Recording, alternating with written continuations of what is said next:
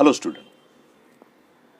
Today we are revise the chapter number 6, classification of the plant, in standard 9, subject science 2. In this chapter we are learning about the living organism. This is the chart showing the types of the living organism. तुम्ही या चार्टकडे जर निरीक्षण केलं तर लक्षात येईल की तुम्हाला प्रोकॅरियोटिक आणि युकॅरियोटिक असे लिव्हिंग ऑर्गॅनिझमचे दोन भाग असतात. युनिसेल्युलर आणि मल्टीसेल्युलर हे युकॅरियोटिकचे भाग आहेत. त्यामध्ये आपल्याला प्रोटिस्टा आणि मल्टीसेल्युलरमध्ये आपल्याला त्याचे आणखी दोन भाग पडतात ज्यांना सेल वॉल असते, without cell wall. Without cell वॉलमध्येही ॲनिमिलिया हा एक विभाग पडतो आणि विथ सेल वॉल म्हणजे वनस्पती पेशी यांच्यामध्ये दोन भाग पडतात. पुन्हा त्याच्यात आणखी तर ॲटोट्रॉप्स आणि हेटरोट्रॉप्स असे त्याचे आणखी दोन पार्ट्स आपल्याला दिसून येतात. प्लॅन्टी हा जो आहे हा आपल्याला इथे शिकायचा आहे त्यामध्ये, कारण क्लासिफिकेशन ऑफ ॲनिमलसुद्धा आहे, क्लासिफिकेशन ऑफ प्लॅन्टसुद्धा वेगळा भाग आहे. आणि हेटरोट्रॉप्स म्हणजे कवके, बुरशी वगैरे हे जे असतात परजीवी, दुसऱ्यांच्या जीवावर जगत असणारे वनस्पती, या वनस्पतींचा एक स्वतंत्र गट आहे. आणि ते आपल्याला यातून समजून येतं की कशा पद्धतीने लिव्हिंग ऑर्गॅनिझम डायरेक्टली आपण असं प्लॅन्ट आणि ॲनिमल असे दोन भाग न करता अशा पद्धतीचा हा भाग असतो. इथे स्वतंत्रपणे विभाग दिलेला आहे आणि तेच हे चॅप्टर आहे की वनस्पतींमध्ये काय असतं, वनस्पती इट इज ॲटोट्रॉपिक म्हणजे काय आणि हेटरोट्रॉपिक म्हणजे काय. तर हे समजल्यानंतर आपल्याला लक्षात येतं की क्लासिफिकेशन हे कोणत्या आधारावर केलेलं आहे. कारण काही वनस्पती ह्या स्वतःचं अन्न स्वतः तयार करतात, काही वनस्पती स्वतःचं अन्न स्वतः तयार न करता दुसऱ्यावर जगत असतात आणि त्याच्या आधारानुसार आपल्याला हे क्लासिफिकेशन त्यांनी दिलेलं आपल्याला आहे. क्लासिफिकेशन का करतात वनस्पतींचं किंवा प्राण्यांचं, तर हा मुद्दा असा आहे, बेसिस म्हणजे कोणाच्या आधारावर, की वनस्पतीचा क्लासिफिकेशनचे आपल्याला पानांनुसार, स्टेमनुसार, फुलानुसार किंवा त्याच्या बियांची लागवड करण्याच्या पद्धतीनुसार त्याचे विभाग आपल्याला पाडता येतील. At a higher level of the plant classification different characteristics are considered for classification. म्हणजे absence and presence of the flower, fruit, seeds, plants are the classified as a cryptogams or the phanerogams depending upon whether seed is enclosed within fruit or not. ते त्याच्यावर आहेत की नाही, fruit बाहेर आहे की बियांच्या भोवती आहे की बिया आतमध्ये आहेत किंवा बियांच्या कवचाच्या आतमध्ये आहेत. आपल्याला हे समजलं तर आपल्याला लक्षात येईल की अनेक वनस्पती अशी आपल्याला वेगवेगळ्या भागाने समजून घेता येतात. क्रिप्टोगॅम्समध्ये आपल्याला बघता येईल की त्याचे डिव्हिजन पाडलेले आहेत. नंतर तर तुमच्या असे लक्षात येईल की थॅलोफायटा, ब्रायोफायटा हा एक याचा विभाग आहे. काय त्याचा एक विभाग क्रिप्टोगॅम्सचा. तर त्याच्यात स्पायरोगारा ही वनस्पती, ब्रायोफायटा ही पण सुद्धा आपल्याला लक्षात येतं की हा डिव्हिजन नंबर 2 आहे.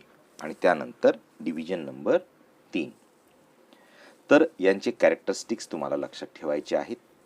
तर स्पायरोगायरा ही वनस्पती आपण समजून घेऊया आधी. This plants grow do not have the specific part like stem, leaves, flower.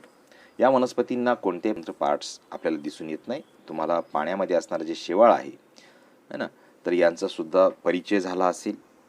तर ही वनस्पती त्याचं वैशिष्ट्य काय, various type of the fungi like the yeast, moulds which do not have the chlorophyll are also included in this group.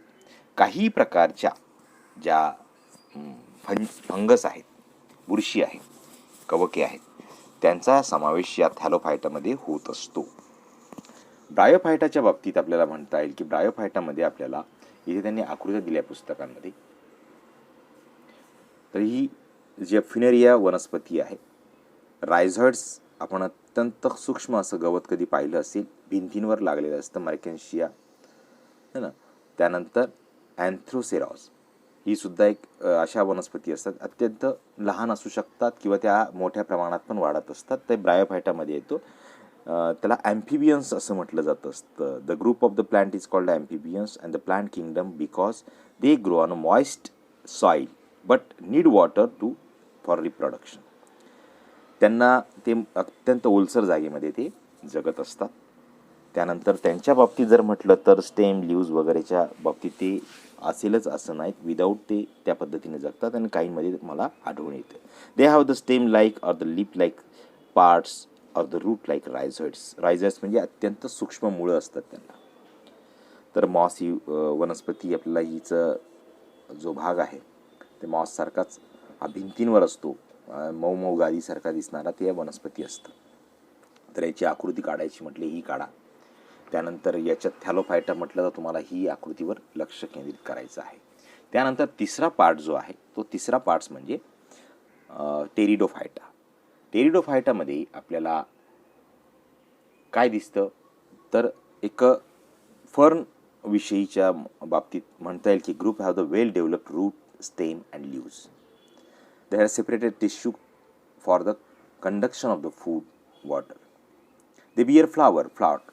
त्याचं जे आहे की ते त्यांच्यामध्ये फळ असतं, फ्रूट असतं.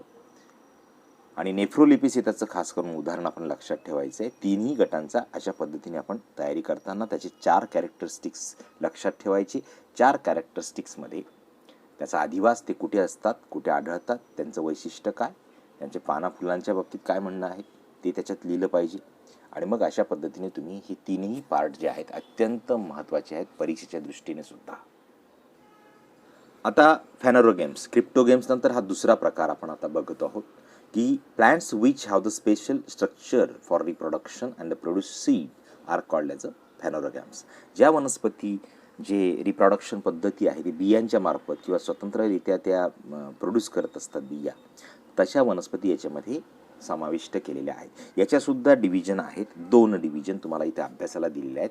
एक आहे जिम्नोस्पर्म्स आणि दुसरं आहे एन्जिओस्पर्म. तर आपण याच्याविषयी समजून घेऊ आधी. जिम्नोस्पर्म याचं एक्झाम्पल आपल्याला लक्षात येईल की gymnosperms are the mostly evergreen perennial म्हणजे वार्षिक, ते बहुवार्षिक ते जगू शकतात किंवा वर्षावर्षांनी त्यांना वाढ होण्यासाठी, परिपूर्ण होण्यासाठी ते उडी असतात. म्हणजे त्यांच्यामध्ये लाकडाचं उत्पादन आपल्याला मिळू शकतं किंवा लाकूड तिथं तयार होत असतं. The stems are without the branches, the leaves from the form a crown. त्यांचे जे लिव्ज आहेत ते असं मुकुटसारख्या गोष्टी डेव्हलप करत असतात. तर सायकस ही वनस्पती आपल्याला याचं उदाहरण आपल्याला सांगता येईल. The seeds of these plants do not have the natural covering. या सीड्सना त्यांना नॅचरल कवर नसतं, हे त्याचं ओळखण्याची एक खूण आहे. काही बिया ज्या असतात त्या बाहेरच्या बाजूने असतात. These plants do not form the fruit and are therefore called as a gymnosperm. Gymno म्हणजे नेकेड आणि स्पर्म म्हणजे सीड. ज्यांच्या बिया उघड्या असतात त्या बाबतीत आणि त्यांना फ्रूट्स येत नाही, मग अशा वनस्पतींना आपण यामध्ये समाविष्ट केलेला आहे. अँजिओस्पर्म्समध्ये बघा, the flower this plants bear their reproductive organs. Flower develop into the fruit, seeds are form within the fruit. This seeds are covered, hence they called as a angiosperm. Angio म्हणजे cover आणि sperm म्हणजे seeds. आता इथेच दुसरा भाग दिलेला आहे त्यांनी की बियांना कवर असतं. एन्जिओ म्हणजे कवर आणि स्पर्म म्हणजे seed. The plant whose seeds can be divided into 2 equal halves. Half म्हणजे काय, 2 भागांमध्ये त्याचं विभाजन होतं. डायकॉटिलिडॉन त्याला म्हटलं जात असतं. आणि ज्याच्यात डिव्हिजन होत नाही, those whose seeds can not be divided into the equal parts, that's called as a monocotyledons. आता याचा फरक तुम्हाला इथे दिलेला आहे या वनस्पतींचा. या फरक डायकॉटिलेडन्स प्लांट आणि एकबीजपत्री आणि द्विबीजपत्री. द्विबीज म्हणजे ज्यांचे 2 शेंगदाण्याच्या बी जर आपण ओपन केली, त्याला छोटंसं पापुद्रा असतो कवरचा, त्याचे 2 भाग दिसतात, आपण ते खातो. तर हे जे सीड्स बाबतीत तर याचे 2 कॉटिलेडन म्हणजे त्या शेंगदाण्याचं आपण उदाहरण देऊ शकतो, है ना, हरभऱ्याचं उदाहरण देऊ शकतो. सिंगल कॉटिलेडॉन असतं याच्यामध्ये, म्हणजे ज्वारी, बाजरी वगैरे यांचे दाणे असतील, गहू असतील, हे सिंगल. रूट्स त्यांचे develop primary roots, tap root असतं, फायबरस रूट असतं, है ना. फायबरस म्हणजे अत्यंत तंतू एकाच जागेपासून ते ओपन झालेले असतात. स्टेम हार्ड स्टेम असतं याच्यामध्ये आणि याच्यात पोकळ असतं, बांबू वगैरे याचं उदाहरण म्हणता येईल. लीप, पानांच्या ज्या रेषी जाळीदार सिऱ्या विन्यास तुम्हाला दिसणार, याच्यामध्ये समांतर दिसणार. केळीचे पानं कसं फाडल्यानंतर आपल्याला मिळतं. फ्लावर, त्याच्या बाबतीत काय करता येईल, 4-5 ज्याचे भाग जे असतात ते दिसत असतात त्याच्यामध्ये. आणि याच्यामध्ये flower within 3 parts मल्टिप्लाइज of the 3 ट्रायमेरस. जे प्रश्न आहेत त्याच्याविषयी चर्चा करूया आपण. इथे A, B आणि C. त्याच्यात मुद्दाम तुम्हाला वेगळे भाग आहेत त्यांच्याशी जोड्या लावायचे आहेत. त्यानंतर फर्न, सायकस, इकडे त्यांचे एक्झाम्पल दिलेले आहेत. हे तिन्ही एका रेषेमध्ये सरळ मांडता आले पाहिजे, कारण कोणाचं काय आहे कॅरेक्टर्स आणि त्यानंतर त्याला उदाहरण कोणतं जातं तर तुमचा हाही भाग याच्यामध्ये दिसून येतो. रिकाम्या जागा ज्या आहेत त्यांना ऑप्शन्स दिलेले असतात. ऑप्शन्सवरून तुम्ही तिथे लिहू शकता. तर ज्याचं वाचन असेल तो हे सहज सोडवू शकतो. आता इथे प्रश्न दिले आहेत, लहान लहान प्रश्न. या प्रश्नांमध्ये बघा, फॅनोरा गेमचे कॅरेक्टरिस्टिक्स लिहा. सब किंगडम म्हणजे जो उपसंघ म्हणतात त्याला. Distinguish between the monocots and dicots म्हणजे याच्यातला फरक लिहा. त्यानंतर पॅराग्राफ इन ओन वर्ड्ससुद्धा विचारला जाऊ शकतो. ऑर्नामेंटल प्लांट म्हणजे काय, जे सुशोभित करणाऱ्या वनस्पती मध्ये फर्न असते आणि तिचं लागवड ही गार्डनमध्ये किंवा कशामध्ये केली जात असते. ते रात्रीच्या वेळेस चमकतात, त्याच्यावरचे जे हे असतात बीजे पानांवर चिटकलेले असतात ते. त्यानं स्केच, लेबल, डायग्राम, स्पायरोगाराची आकृती आहे. त्यात बरोबर इथे बघा काही characteristics of the plant belonging the division Bryophyta, म्हणजे इथे त्याचं कॅरेक्टरिस्टिक घ्यायचं आणि ते त्याचं डिव्हिजन एक्सप्लेन करायचं. त्यानंतर काही फिगर्स आहेत. Following plants explain them in a brief. आता तुम्हाला मर्केन्शिया दिलं, फिनेरिया दिलं, फर्न दिलं, स्पायरोगारा, कोणतंही तुम्हाला एक दिलं किंवा याच्यावर सुद्धा तुम्ही त्याचे आकृत्या काढू शकतात, माहिती मिळवू शकतात. आणि त्याच्याबरोबर माहिती लिहायची असेल तर तुम्हाला प्रत्येकाची माहिती तुम्हाला तसं सांगता आली पाहिजे. त्यानंतर इथे आपल्याला हे समजून घेता येईल की ह्या प्रश्नांचा सराव किंवा अभ्यास कशा पद्धतीने करायचा. तर आजच्या या भागात आपण इथे हे 6वं चॅप्टर समजून घेतलं.